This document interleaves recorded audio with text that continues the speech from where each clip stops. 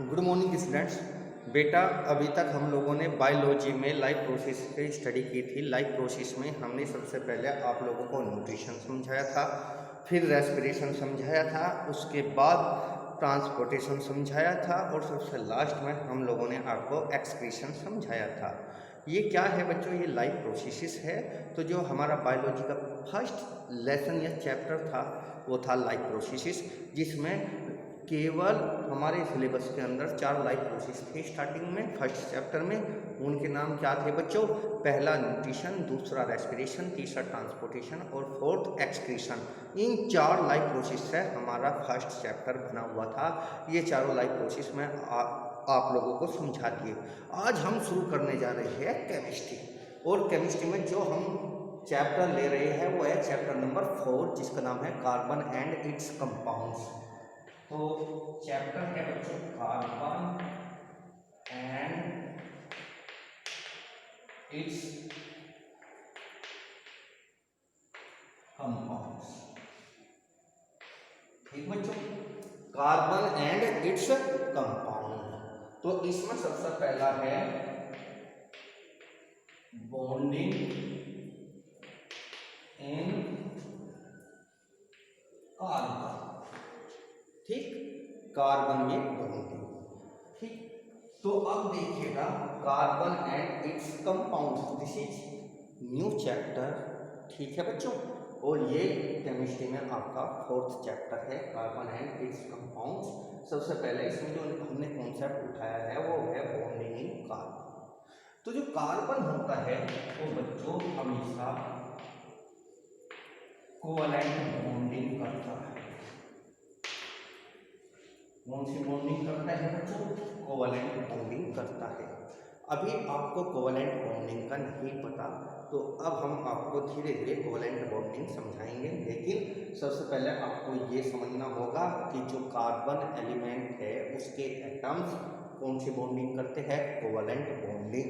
तो जो भी ऑर्गेनिक केमिस्ट्री है उसमें जो मॉलिक्यूल्स प्रेजेंट होंगे उनके एटम्स के बीच में कौन सा बॉन्ड होगा? Covalent bond. तो ऑर्गेनिक कंपाउंड्स में कौन सी बॉन्डिंग होगी? बेसिकली कोवैलेंट बॉन्डिंग, क्योंकि कार्बन कौन सा बॉन्ड बनाता है? कोवैलेंट बॉन्ड बनाता है। क्लियर बात है? अब बच्चों कोवैलेंट बॉन्ड क्या होता है मैं आपको बता दूं। हमने आप लोगों को जो आपका मेटल एंड नॉन मेटल वाला चैप्टर था उसमें बताया था कि जो मेटल है और नॉन मेटल है वे आयनिक बॉन्ड बनाती है। आयनिक बॉन्ड कैसे बनता है? इलेक्ट्रॉन के ट्रांसफर से। किससे बनता है बच्चों? इलेक्ट्रॉन के ट्रांसफर से। मेटल इलेक्ट्रॉन लॉस करती है, नॉन मेटल इलेक्ट्रॉन गेन करती है, जिससे कि वे स्टेबल इलेक्ट्रॉनिक कॉन्फ़िगरेशन अटेन कर देते हैं। उसके बाद मेटल पर पॉजिटिव चार्ज होता है और नॉन मेटल पर नेगेटिव चार्ज होता है। वो चार्ज जितने भी इलेक्ट्रॉन लॉस या गेन करते हैं उसके बेस पर होता है। फिर जो ये अपोजिट चार्ज होता है इनके बीच में फोर्स ऑफ अट्रैक्शन क्रिएट हो जाता है, जिसको हम कहते हैं आयनिक बॉन्डिंग। और आयनिक बॉन्ड से जो बनता है उसको बोलते हैं आयनिक कंपाउंड। तो आयनिक कंपाउंड बेसिकली मेटल्स और नॉन मेटल्स के बीच में बनता है। लेकिन जो बच्चों कोवैलेंट बॉन्ड होता है वो नॉन मेटल के बीच में बनता है, और क्योंकि कार्बन क्या है आपकी? Non metal. क्लियर बात है? अब इधर देखिएगा कि जो कार्बन है वो कोवैलेंट बॉन्ड जो बनाता है। अब जरा ध्यान से सुनिएगा, अगर कार्बन को आयनिक बॉन्ड बनाना पड़ जाए, या तो 4 इलेक्ट्रॉन लॉस करेगा या 4 इलेक्ट्रॉन गेन करेगा, तभी तो बेटा आयनिक बॉन्ड बनता है। आयनिक बॉन्ड किससे बनता है? इलेक्ट्रॉन की लॉसिंग या गेनिंग से। तो अगर हम इस बात को प्रूव कर दें कि कार्बन न तो इलेक्ट्रॉन गेन कर सकता न इलेक्ट्रॉन लॉस कर सकता, तो इसका मतलब इसके पास केवल बॉन्ड बनाने का कौन सा मेथड हुआ? Mutual sharing. और म्यूचुअल शेयरिंग में कौन सा बॉन्ड बनता है? Covalent bond. तो जरा देखिए, जो कार्बन होता है उसका एटॉमिक नंबर 6 होता है, इलेक्ट्रॉनिक कॉन्फ़िगरेशन होता है 2 ठीक। तो अगर इसे इलेक्ट्रॉन गेन करने पड़े तो कितने इलेक्ट्रॉन गेन करने पड़ेंगे? 4 इलेक्ट्रॉन गेन करने पड़ेंगे। क्लियर बात है? कितने इलेक्ट्रॉन गेन करने पड़ेंगे? 4 इलेक्ट्रॉन, तभी तो ये स्टेबल हो पाएगा। अब जरा देखिएगा इसमें प्रोटॉन कितने हैं? 6। इलेक्ट्रॉन कितने हैं? 6। अगर ये 4 इलेक्ट्रॉन गेन करता है तो टोटल नंबर ऑफ इलेक्ट्रॉन्स कितने हो जाएंगे बच्चों? 10, और प्रोटॉन हो जाएंगे 6। तो 6 प्रोटॉन आपके 10 इलेक्ट्रॉन्स को होल्ड नहीं कर सकते। अगर कार्बन एटम्स को इलेक्ट्रॉन लेने पड़े तो कितने इलेक्ट्रॉन लेने पड़ेंगे बच्चों? ऑक्टेट कंप्लीट करने के लिए 4 इलेक्ट्रॉन्स की जरूरत है यहाँ पर। और अगर ये 4 इलेक्ट्रॉन ले लेगा तो उस कंडीशन में प्रोटॉन तो रहेंगे 6 और टोटल इलेक्ट्रॉन हो जाएंगे 10, और 6 प्रोटॉन्स 10 इलेक्ट्रॉन्स को होल्ड नहीं कर सकते, तो आपका एटम बहुत ज़्यादा अनस्टेबल हो जाएगा। क्लियर है? तो इसका मतलब ये 4 इलेक्ट्रॉन्स गेन नहीं कर सकता, क्योंकि आयनिक बॉन्ड में या तो गेन करेगा या लॉस करेगा। तो गेन ये नहीं कर सकता। क्यों नहीं कर सकता? क्योंकि जो 6 प्रोटॉन्स है वो 10 इलेक्ट्रॉन्स को होल्ड नहीं कर सकते। अब आगे देखिएगा, अब आती है बच्चों लॉस करने की बात। ये अगर इसे लॉस करने पड़े तो डुप्लेक्स कंप्लीट करने के लिए कितने इलेक्ट्रॉन लॉस करने पड़ेंगे? 4 इलेक्ट्रॉन लॉस करने पड़ेंगे, और हर इलेक्ट्रॉन को लॉस करने के लिए बहुत ज़्यादा एनर्जी की ज़रूरत पड़ती है। जैसे पहला इलेक्ट्रॉन अगर इसने लॉस कर दिया, यहाँ से एक इलेक्ट्रॉन लॉस कर दिया, तो उस कंडीशन में इलेक्ट्रॉन रह जाएंगे 5, प्रोटॉन रह जाएंगे 6। तो इससे प्रोटॉन का इलेक्ट्रॉन पर फोर्स ऑफ अट्रैक्शन बढ़ जाएगा, जिससे कि अगला इलेक्ट्रॉन लॉस करने के लिए और भी ज़्यादा एनर्जी की ज़रूरत पड़ेगी। जब ये 2 इलेक्ट्रॉन लॉस कर देगा तो इलेक्ट्रॉन रह जाएंगे 4 और प्रोटॉन रह जाएंगे 6, यानी कि अब प्रोटॉन का फोर्स ऑफ अट्रैक्शन इलेक्ट्रॉन्स पर और भी ज्यादा हो जाएगा। तो नेक्स्ट इलेक्ट्रॉन को रिमूव करने के लिए और ज्यादा एनर्जी की जरूरत पड़ेगी। ठीक है बच्चों? अगर ये एक इलेक्ट्रॉन लॉस हो कर देता है, उस कंडीशन में इलेक्ट्रॉन रह जाएंगे 3 और प्रोटॉन होंगे जस्ट 6, जिसकी वजह से इलेक्ट्रॉन पर फोर्स ऑफ अट्रैक्शन प्रोटॉन्स का बहुत ज्यादा हो जाएगा, और वहां से इलेक्ट्रॉन निकालना इम्पॉसिबल हो जाएगा। तो इसका मतलब क्या हुआ कि अगर कार्बन को इलेक्ट्रॉन लेने पड़े तो 4 इलेक्ट्रॉन लेने पड़ेंगे, और वे जो 4 इलेक्ट्रॉन है उन्हें लेके इसमें 10 इलेक्ट्रॉन्स हो जाएंगे। टोटल नंबर ऑफ प्रोटॉन 6 होंगे, और 6 प्रोटॉन 10 इलेक्ट्रॉन्स को होल्ड नहीं कर सकते, जिससे कि वहाँ बहुत ज़्यादा अनस्टेबिलिटी क्रिएट हो जाएगी। अब बात करते हैं लॉस करने की। हमें पता कि जब इलेक्ट्रॉन को लॉस किया जाता है आउटर मोस्ट सेल से, तो वहाँ पर एनर्जी की ज़रूरत पड़ती है। तो जैसे ही, क्योंकि हमें कितने इलेक्ट्रॉन निकालने बच्चों? 4 इलेक्ट्रॉन्स को रिमूव करना, तो पहले इलेक्ट्रॉन को रिमूव करने के लिए एनर्जी की ज़रूरत पड़ेगी। तो जैसे ही एक इलेक्ट्रॉन रिमूव हो जाएगा आउटर मोस्ट सेल से, क्योंकि करने कितने पड़ेंगे? 4, तो उस कंडीशन में इलेक्ट्रॉन बच जाएंगे 5 और प्रोटॉन बच जाएंगे 6, जिसकी वजह से उन पर फोर्स ऑफ अट्रैक्शन बढ़ जाएगा। इस प्रकार से नेक्स्ट को रिमूव करने के लिए जब 4 इलेक्ट्रॉन बच जाएंगे तो प्रोटॉन कितने होंगे? 6, तो फोर्स ऑफ अट्रैक्शन और भी बढ़ता चला जाएगा। तो इसका मतलब क्या हुआ कि कार्बन की आउटर मोस्ट सेल से हम 4 इलेक्ट्रॉन को रिमूव नहीं कर सकते, क्योंकि जैसे जैसे इलेक्ट्रॉन निकलते चले जाएंगे, जो प्रोटॉन है उनका इलेक्ट्रॉन्स जो कि कम होते चले गए, उन पर फोर्स ऑफ अट्रैक्शन बढ़ता चला जाएगा, जिससे कि इतनी एनर्जी हम नहीं दे सकते जिससे कि वे चारों के चारों इलेक्ट्रॉन्स रिमूव हो जाए। तो इसका मतलब कार्बन एटम जो होगा न तो 4 इलेक्ट्रॉन गेन कर सकता, न 4 इलेक्ट्रॉन लॉस कर सकता, न तो ये गेन कर सकता न लॉस कर सकता। इसका मतलब इसका आयनिक बॉन्ड बनाने का कॉन्सेप्ट खत्म। क्लियर बात है? क्योंकि आयनिक बॉन्ड बनाने के लिए या तो गेन करने पड़ते हैं, लॉस करने पड़ते हैं, ना ये गेन कर पाएगा ना ये लॉस कर पाएगा। इसका मतलब ये कौन सा बॉन्ड बना पाएगा? कार्बन कौन सा बॉन्ड बना पाएगा? Covalent bond. तो क्लियर है बच्चों? तो कार्बन हमेशा कोवैलेंट बॉन्ड ही बनाएगा। अब आगे की तरफ हम बढ़ते हैं।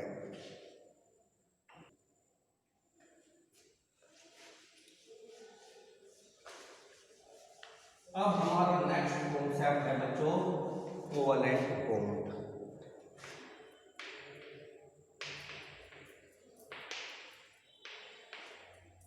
या बच्चों कोवलेंट कंपाउंड्स, क्योंकि कोवलेंट बॉन्ड से जो कंपाउंड बनते हैं उनको कहा जाता है कोवलेंट कंपाउंड्स। तो ये तो कोवलेंट बॉन्ड बना ली, बोल दीजिएगा या कोवलेंट कंपाउंड्स, क्योंकि जिन मॉलिक्यूल्स में कोवलेंट बॉन्ड बनता है उन मॉलिक्यूल्स को कोवलेंट कंपाउंड कहा जाता है। क्लियर है? तो सबसे पहले हम बात करते हैं इसकी डेफिनेशन।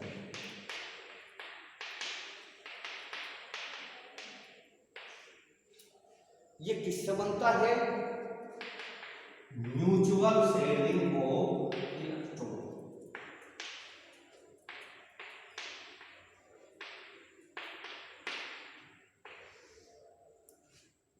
ठीक, यहां पर जिन एलिमेंट के एटम्स के बीच में कोवलेंट बॉन्ड बनेगा वे इलेक्ट्रॉन की म्यूचुअल शेयरिंग करेंगे। म्यूचुअल का मतलब होता है आपसी और शेयरिंग का मतलब होता है साझेदारी।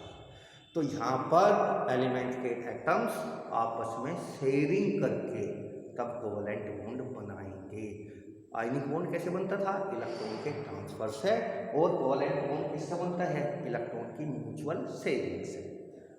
आयनिक बॉन्ड किसके बीच में बनता था? मेटल एंड नॉन मेटल्स के बीच में, और ये बनेगा आपका बिटवीन नॉन मेटालिक एटम्स। इसके बीच में बनेगा बच्चों नॉन मेटालिक एटम्स या नॉन मेटल के एटम्स के बीच में बनेगा। क्लियर बात है यहाँ तक? अब आगे की तरफ समझिएगा इस कॉन्सेप्ट को। नॉन मेटल कौन सी होती है? मैंने बताया था कि मेटल्स वे होती है जिनकी आउटर मोस्ट शेल में 1 2 3 इलेक्ट्रॉन्स होते हैं, एक्सेप्ट हाइड्रोजन एंड हीलियम। अगर बच्चों आपको याद है, नॉन मेटल्स क्या होते हैं? जिनकी आउटर मोस्ट शेल में 4 5 6 7 8 इलेक्ट्रॉन्स होते हैं, उनको क्या कहा गया है? Non metals. तो आपको पता चल गया नॉन मेटल्स कौन से होते हैं। नॉन मेटल्स जो होते हैं जिनकी वैलेंस आउटर मोस्ट शेल में 4 5 6 7 8 इलेक्ट्रॉन होते हैं, उनको कहा जाता है नॉन मेटल्स। लेकिन बच्चों ये भी याद रखना, मेटल्स किसे बोलते हैं? जिनके आउटर मोस्ट शेल में 1 2 3 इलेक्ट्रॉन्स होते हैं, उनको बोलते हैं metals, except hydrogen and helium. Hydrogen की आउटर मोस्ट शेल में 1 इलेक्ट्रॉन है, इसके बावजूद ये किसमें है बच्चों? ये नॉन मेटल्स, नॉन मेटल की कैटेगरी में आएगा, यानी कि हाइड्रोजन इस रूल का एक्सेप्शन है, साथ के साथ हीलियम भी। अब आगे बढ़ते हैं।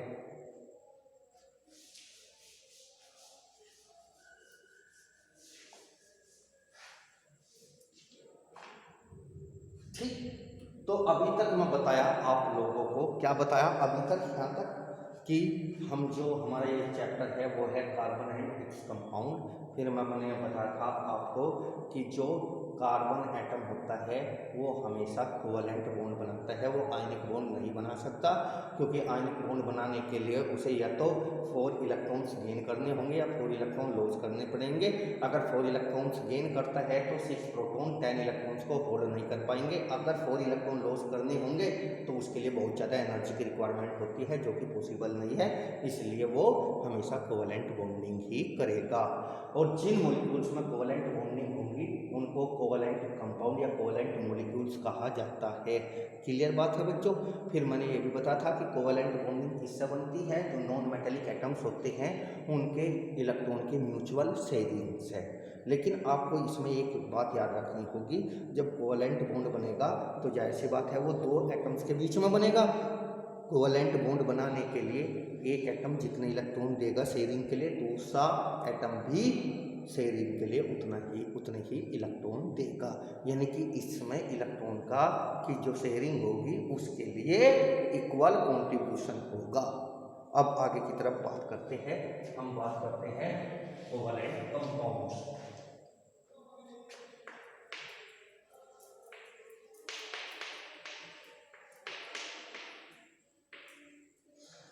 कोवलेंट कंपाउंड्स जिनमें कोवलेंट बॉन्ड प्रेजेंट होता है उनको बोलते हैं कोवलेंट कंपाउंड्स या covalent molecule.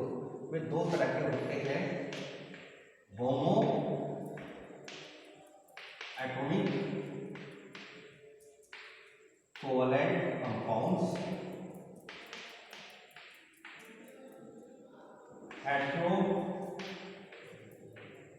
Atomic covalent compounds. तो कोवैलेंट कंपाउंड्स बहुत रहते हुए होमो atomic covalent compounds, hetero atomic covalent compounds. तो सबसे पहले हम पढ़ते हैं बच्चों होमो एटॉमिक कोवैलेंट कंपाउंड्स। क्या पढ़ते हैं? होमो एटॉमिक कोवैलेंट कंपाउंड्स। जब इलेक्ट्रॉन की म्यूचुअल शेयरिंग, जब इलेक्ट्रॉन की म्यूचुअल शेयरिंग दो सेम एटम्स के बीच में होती है तो इस प्रकार से जो कोवैलेंट बॉन्ड बनता है उसको होमो एटॉमिक कोवैलेंट बॉन्ड बोलते हैं, और उससे जो मॉलिक्यूल बनेगा या जो कंपाउंड बनेंगे उनको बोलते हैं होमो एटॉमिक कोवैलेंट कंपाउंड्स। यानी कि जब म्यूचुअल सेम एलिमेंट के एटम्स के बीच में होगी। Example number 1, formation of H2, hydrogen का बनना। अब इधर देखिए बच्चों, हाइड्रोजन का इलेक्ट्रॉनिक कॉन्फ़िगरेशन कितना? 1। ठीक, ये क्या है? Non metal. ठीक, तो नॉन मेटल, दोनों नॉन मेटल है क्योंकि इसमें दोनों एटम किसके हैं? हाइड्रोजन के। और दो हाइड्रोजन क्या है? Non metal. तो इधर देखिए, ये हाइड्रोजन का एक एटम है, इसके ऊपर ये एक इलेक्ट्रॉन है। यानी कि हम जब किसी भी एलिमेंट के सिंबल के ऊपर जो वैलेंस सेल के इलेक्ट्रॉन्स है उनको डॉट या क्रॉस लगाकर रिप्रेजेंट करते हैं तो उसे बोलते हैं Lewis dot structure. This is the Lewis dot structure of hydrogen. इससे हमें पता चल गया इसकी वैलेंस सेल में केवल एक इलेक्ट्रॉन है। ये आपका दूसरा हाइड्रोजन का एटम, क्योंकि H2 मॉलिक्यूल में कितने हाइड्रोजन के एटम्स हैं? 2। अब इनमें दोनों में कितनी सेल है? K shell. और K सेल में हमें क्या कंप्लीट करना होता है? डुप्लेट। तो ये दोनों हाइड्रोजन अपने इलेक्ट्रॉन की शेयरिंग कर लेते हैं। ये एक इलेक्ट्रॉन इस हाइड्रोजन से, ये एक इलेक्ट्रॉन इस हाइड्रोजन से। जब इससे पूछा गया कि भाई तुम्हारे कहाँ है, तुम्हें एक सेल है और वो K सेल है और K सेल में डुप्लेट पूरा होना चाहिए, तो तुम्हारी इलेक्ट्रॉन कहाँ है? तो ये कहेगा कि ये रहे। क्यों?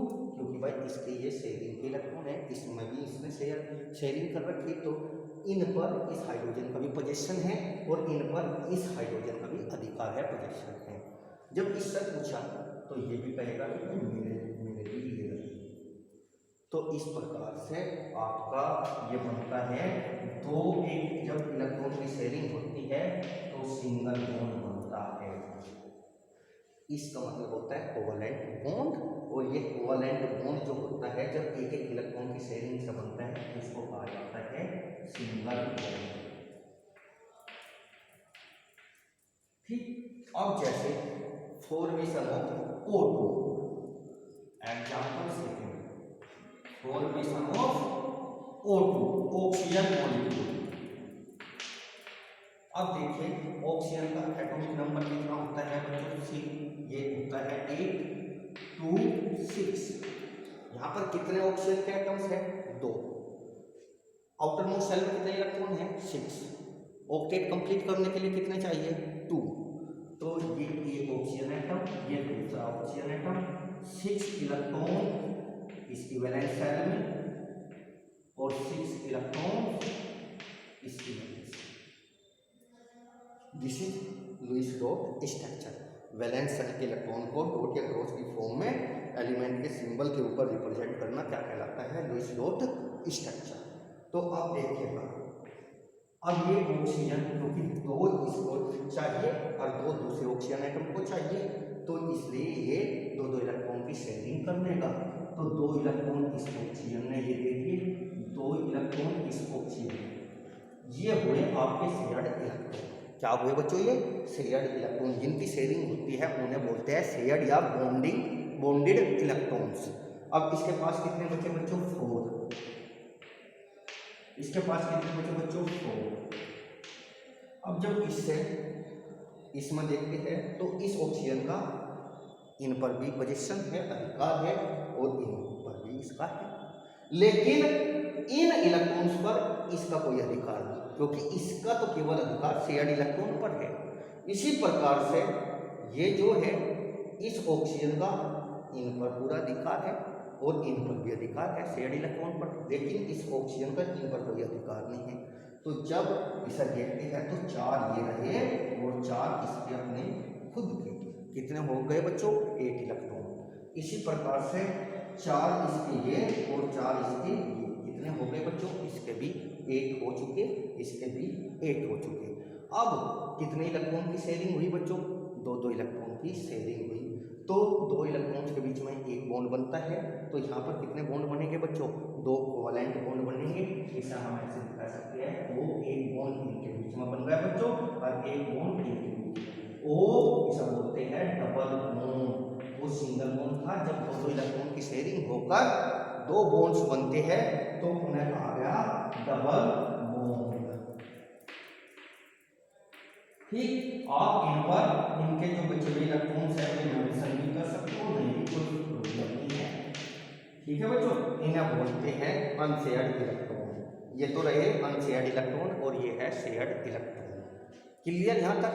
तो जब एक इलेक्ट्रॉन की शेयरिंग होती है तो सिंगल बॉन्ड बनता है, जब 2 इलेक्ट्रॉन की शेयरिंग होती है तो डबल बॉन्ड बनता है, और जब एक ही एलिमेंट के एटम्स के बीच में कोवैलेंट बॉन्ड बनने से मॉलिक्यूल बनते हैं, कंपाउंड बनते हैं, उनको बोलते हैं होमोएटॉमिक कोवैलेंट कंपाउंड।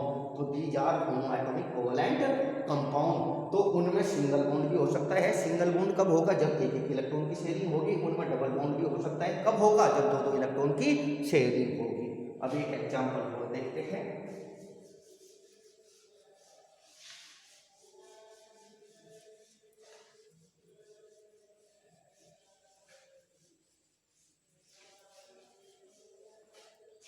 इधर देखिए 4 N2 मॉलिक्यूल। अब आपको पता चल गया इसमें कितने एटम हैं, दोनों किसके हैं, नाइट्रोजन के। तो ये भी क्या होगा बच्चों, होमोएटॉमिक कोवैलेंट मॉलिक्यूल या होमोएटॉमिक कोवैलेंट कंपाउंड। क्लियर है। तो अब इधर देखिए नाइट्रोजन का एटॉमिक नंबर कितना है बच्चों, 7 2 5। अब ये आउटर मोस्ट में से कितने इलेक्ट्रॉन की और जरूरत है ऑक्टेट कंप्लीट करने के लिए, 3।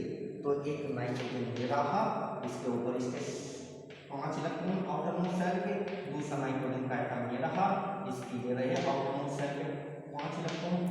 ठीक, अब क्या होगा, 3 इलेक्ट्रॉन ये देगा, 3 इलेक्ट्रॉन ये देगा, तो इनकी शेयरिंग हो जाएगी। ये 3 इलेक्ट्रॉन इसके, 3 इलेक्ट्रॉन दूसरे नाइट्रोजन एटम के। इस पर कितने बचे बच्चों, 2। इस पर कितने बचे, 2। ये शेयर्ड इलेक्ट्रॉन, ये अनशेयर्ड इलेक्ट्रॉन। अब इसका ये ऑक्टेट कंप्लीट, इसका ये ऑक्टेट कंप्लीट।